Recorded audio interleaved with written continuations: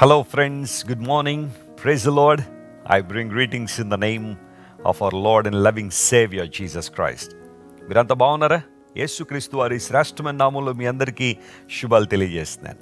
గత రాత్రి అంతా చక్కని విశ్రాంతిని, నెమ్మదిని దేవుడు మనకు అనుగ్రహించి ఈ ఉదయకాల సమయంలో ఆయన స్తుతించు వారంగా, ఆయన గణపరచు వారంగా, దేవుని నామాన్ని మహింపరిచే గుంపులో దేవుడు మనల్ని ఉంచినందుకు మనం నిజంగా ప్రభువుని స్తుతించాలి. దేవుడు మంచివాడని విమోచింపబడిన వారు మాత్రమే పలుకుతారని లేఖనాల్లో రాయబడింది. ఎవరు పడితే వాళ్ళు దేవుడు మంచివాడని చెప్పలేరు.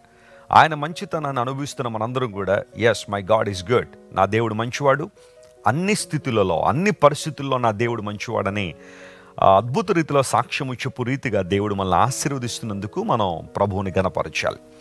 ప్రతిరోజు కూడా ఒక వాగ్దానాన్ని పరిశుద్ధ గ్రంథంలోంచి మనం ధ్యానం చేస్తున్నాం. ఆదికాండం 1వ అధ్యాయం 1వ వచనం నుండి ప్రకటన గ్రంథం 22వ అధ్యాయం 21వ వచనం వరకు కూడా ఎన్నో వాగ్దానాలు పరిశుద్ధ గ్రంథంలో మనం చూస్తూనే ఉన్నాం. కొన్ని వేల వాగ్దానాలు బైబిల్లో ఉన్నాయి. ఇవన్నీ ఎందుకు దేవుడు ఇచ్చారు అంటే మనందరికీ స్ఫూర్తిని, ప్రోత్సాహాన్ని, ఈ జీవన ప్రయాణంలో కావలసిన శక్తిని వాగ్దానాల ద్వారా మనం పొందుకుంటూ ఉంటాం. చూడండి, కొన్నిసార్లు మనం తీసుకుంటున్న ఆహారం మన శరీరానికి ఏ విధంగా బలమిస్తుందో, దేవుని వాగ్దానాలు లోపల ఉన్న మన ఆత్మకు బలముగా, శక్తినిచ్చేవిగా కనబడుతున్నాయి.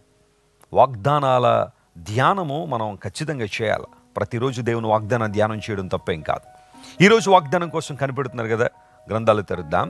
సమూయేలు మొదటి గ్రంథం 2వ అధ్యాయం 10వ వచనాన్ని చదువుకుందాం. 1 Samuel chapter 2 and verse 10. దానిలో ఈ విధంగా రాయబడింది: యెహోవాతో వాదించువారు నాశనమగుదురు, పరమండలములో నుండి ఆయన వారిపైన ఉరుము వలె గర్జించును, లోకపు సరిహద్దులలో ఉండు వారికి ఆయన తీర్పు తీర్చును, తాను నియమించిన రాజునకు ఆయన బలమునిచ్చును, తాను అభిషేకించిన వానికి అధిక బలము కలుగజేయును.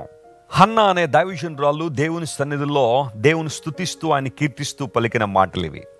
మనందరికీ తెలుసు, హన్నా జీవితం దేవుని సన్నిధికి వచ్చి తన హృదయాన్ని కృమ్మరించుకుంది. దేవుని సన్నిధిలో తనకున్న అవసరాన్ని చెప్పుకుంది. ఒక కుమారుడు లేడు, సంతానం లేని ఆ సమస్యలు ఆమె ఉన్నప్పుడు ఎన్నో బాధలు, ఇబ్బందులు పడింది. ఒక ప్రక్కన సంతానం లేదనే బాధ ఒకటైతే, మరొక ప్రక్కన వీళ్ళు ఆమె గురించి మాట్లాడుకుంటున్న మాటలన్నీ కూడా చాలా బాధను కలుగజేస్తూ ఉన్నాయి. అటువంటి స్థితిలో దేవుని దగ్గరికి వచ్చింది. దేవుని పాదాల దగ్గరికి వచ్చి ప్రార్థన చేయడం ప్రారంభించింది. దేవుడు హన్నాను జ్ఞాపకం చేసుకున్న చక్కని కుమారుడిని ఇచ్చాడు. కేవలం కుమారుడు మాత్రమే కాదు, ప్రవక్తను దేవుడు ఇచ్చాడు. ఎప్పుడైతే దేవుని సన్నిధిలో తాను చేసుకున్న నిబంధన లేదా తాను చేసుకున్న తీర్మానం నెరవేర్చడానికి ఆ కుమారుడిని తీసుకొచ్చి దేవుని మందిరంలో వదిలిపెట్టి వెళ్ళిపోతుందో, ఆ సందర్భంలో హన్నా దేవుని స్తుతిస్తూ ఈ మాటలు పలికింది. సమూయేలు మొదటి గ్రంథం 2వ అధ్యాయం అంతా కూడా ఆ మాటలు మనం చదువుతుంటే, ఇంక చివరిలోకి వచ్చేసరికి హన్నా పలుకుతున్న ఈ మాటలు ఎలా ఉన్నాయంటే, ఎవరైతే దేవునితో వాదిస్తున్నారో వారందరూ కూడా నాశనాన్ని చూస్తున్నారు, అయితే దేవుడు తాను నియమించిన రాజునకు బలమునిస్తున్నాడు, తాను అభిషేకించిన వానికి అధిక బలం దయచేస్తున్నాడని ఒక చక్కని మాటతో ఈ మాటను ముగించింది, లేదా ఈ అధ్యాయాన్ని ముగించింది. ప్రియులారా, గమనించండి, దేవుడు తాను నియమించిన రాజునకు బలమునిస్తారు. ఎవరి రాజు, ఎవరి గురించి రాయబడింది అంటే, దేవుని లేఖనాల్లో నూతన నిబంధనలో రాజులుగా ఎవరున్నారు? పాత నిబంధన కాలంలో రాజరిక వ్యవస్థ ఉంది, రాజులు పరిపాలన చేశారు ఇశ్రాయేల్ దేశాన్ని, యూదా రాజ్యాన్ని. కానీ యేసుక్రీస్తు ప్రభువారి లోకానికి వచ్చిన తర్వాత ఆయన రాజులకు రాజుగా, ప్రభువులకు ప్రభువుగా ఆయన పిలువబడ్డారు.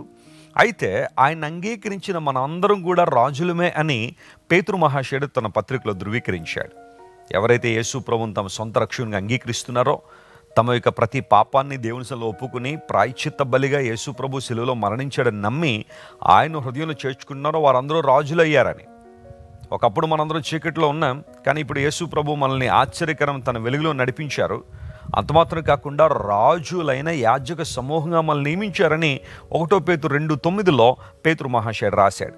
అంటే యేసుక్రీస్తు ప్రభుని ఎవరైతే అంగీకరిస్తున్నారో వారందరూ కూడా రాజులే అని బైబిల్ ధృవీకరిస్తూ ఉంటే, ఈ రాజరికం ఒక కులానికి సంబంధించిందో లేదా ఒక జాతికి సంబంధించిందో కాదు, కానీ ఈ రాజరికం ఆధ్యాత్మిక జీవితానికి సంబంధించింది. మనం ఎవరికి దాసులం కాదు, ఎవరి చేతుల కింద దాసులుగా మనం లేం. దేవునికి మాత్రమే మనం ఆరాధికులుగా ఉన్నాం. ఆయనే మన నాయకుడు, ఆయనే మన రక్షకుడు, ఆయన క్రింద ఉన్న మనందరం కూడా రాజులమే అని బైబిల్ ధృవీకరిస్తూ ఉంటే, ఇప్పుడు ఈ మాటను మనం అన్వయించుకోగలిగితే, దేవుడు తాను నియమించిన రాజునకు బలమునిస్తూ ఉన్నారు. రాజులైన మనకు బలం ఎవరిస్తారు? ఎక్కడి నుండి వస్తుంది? భౌతిక సంబంధమైన శరీరానికి బలం మనం తీసుకుంటున్న ఆహారాన్ని బట్టో తీసుకుంటున్న వైటమిన్స్ నుంచో ఆ బలాన్ని పొందుకుంటున్నాం. కానీ నిజమైన ఆధ్యాత్మిక బలం మనిషికి ఎవరివ్వాలి? దేవుడు మాత్రమే అనుగ్రహిస్తాడు. దేవుడు ఇచ్చే శక్తి గొప్పది, ఆయన ఇచ్చే బలం గొప్పది. ఈరోజు ఉదయకాల సమయంలో బహుశా బలహీనంగా అనిపిస్తుందా? ఆత్మలో బలహీనుడు అయిపోయావా? మానసికంగా కృంగిపోయిన అనుభవం నీలో ఉందా? ఏమోనండి వెస్లీ గారు, ఏదో ప్రతిరోజు జరుగుతుంది, ఈరోజు కూడా అలాంటిదే. ఉదయాన్నే లేచాను, నా కష్టాలు నావే, నా ఇబ్బందులు నావే, నా నష్టాలు నావే, నా అవమానాలు నావే, నా నిందలు నావే. ఈరోజు ఇప్పుడు నేను ఎదుర్కొనే ప్రతి పరిస్థితి నన్ను కృంగదీసేదే కానీ నాకు ఆనందం ఇచ్చేది కాదు అని బహుశా నువ్వు మానసికంగా కృంగిపోయి ఉన్నావేమో. దేవుడు నీతోనే మాట్లాడుతున్నాడు, ఆయన నీకు బలాన్ని ఇస్తున్నాడు. ఈరోజు తీసుకోవడం నువ్వు సిద్ధంగా ఉన్నావా? దేవుని బలంతో నింపబడ్డానికి నిన్ను నువ్వు సంసిద్ధుడిగా చేసుకోగలవా? ఆయన సన్నిధిలో ఆయన వైపు చూచిన ప్రతిసారి దేవుడు మనకు గొప్ప బలాన్ని, ధైర్యాన్ని, ప్రోత్సాహాన్ని ఇస్తున్నాడు.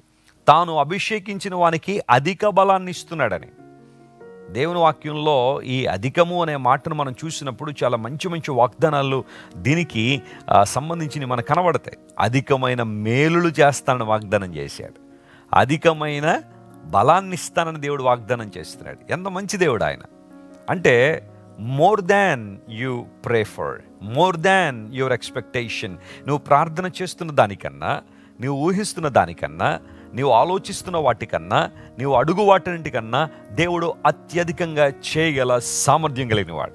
స్తోత్రం చెప్దాం, హల్లెలూయా. ఈరోజు నీ దేవుడు ఎలాంటి వాడు అంటే, ఆయన ఎంత సామర్థ్యం కలిగిన వాడంటే, నీ పరిస్థితుల్లో మార్పు తీసుకురాగలిగిన వాడు, నీ స్థితిగతుల్లో మార్పునిస్తాడు ఆయన. నీ జీవితంలో అద్భుతాలు చేయగలిగిన వాడు. ఆయన నిన్ను నియమించాడు కాబట్టి, నిన్ను అభిషేకించాడు కాబట్టి, తన శక్తితో, తన బలముతో, తన ఆత్మతో, పరిశుద్ధాత్మతో దేవుడు నిన్ను అభిషేకించాడు గనుక నీకు అధిక బలాన్ని ఇచ్చే దేవుడు కూడా ఆయనే. కృంగిపోవద్దు, అధైర్యపడద్దు, అంత అయిపోయిందని బాధపడద్దు. ఇంకా ఓటమి చివరికి వచ్చేసానండి వెస్లీ గారు, ఇంకా నా జీవితంలో నేను పోరాడలేకపోతున్నాను, ఈ కష్టంతో నేను పోరాడలేను, ఈ సమస్యతో నేను పోరాడలేను, ఈ ఇబ్బందితో నేను పోరాడలేను, దురాత్మ శక్తుల సమూహంతో పోరాడలేకపోతున్నాను, బలహీనుండి అయిపోతున్నాను అనే బాధ నీలో ఉంటే, ఈ ఉదయకాల సమయంలో దేవుడు నిన్ను ముడుతున్నాడు, తన హస్తాన్ని నీ మీద ఉంచుతున్నారు. ఆయన అధిక బలాన్ని నీకు ఇవ్వడం ద్వారా దేవుడు నిన్ను ఒక విజయవీరుడిగా చూడాలని ఆశిస్తున్నాడు. ఆయన వైపు తిరుగుతావు ఈరోజు. ఒకవేళ ఇంతవరకు శక్తి బలం కోసం అటు ఇటు పరిగెత్తావేమో, కానీ కూర్చో దేవుని సన్నిధిలో, ప్రార్థించే, మనస్ఫూర్తిగా దేవుని ఆరాధించు, దేవుని లేఖనాల నుంచి దేవునికి ఆదరణ పొందుకో. పరిశుద్ధాత్మ దేవునికి శక్తి నిన్ను బలపరిచి తన మహిమ కొరకు వాడుకోవడానికి దేవుడు ఎప్పుడు సిద్ధంగానే ఉన్నాడు. ఈ వాగ్దానాన్ని క్లెయిమ్ చేసుకుని ప్రభువుని స్తుతిద్దామా? Praise the lord. కళ్ళు మూసుకోండి, ప్రార్థన చేసుకుందాం. ప్రేమగల మా తండ్రి, మహిమగల దేవానికి స్తోత్రాలు.